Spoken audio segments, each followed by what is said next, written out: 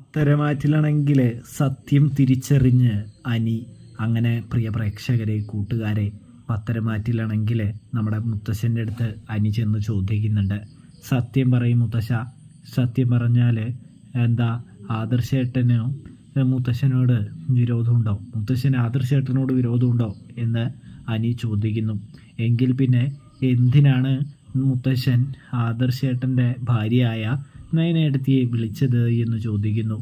അപ്പോഴാണെങ്കിൽ നമ്മുടെ മുത്തശ്ശൻ പറയുന്നുണ്ട്, അത് പിന്നെ താൻ അറിയാതെ വിളിച്ചതാണ് എന്ന് പറയുമ്പോൾ മുത്തശ്ശൻ കബഡിയൊന്നും പറയാനായിട്ട് ശ്രമിക്കേണ്ട, അതൊന്നും വർക്കൗട്ട് ആവാനായിട്ട് പോകുന്നില്ല എന്ന് പറയുന്നത് കാണാൻ സാധിക്കും.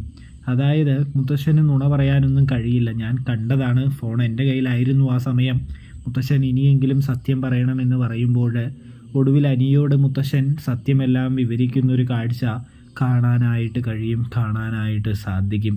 ഇതേ സമയം എങ്കിൽ മുത്തശ്ശ, ഈ സമയമാണ് ബെസ്റ്റ് സമയം.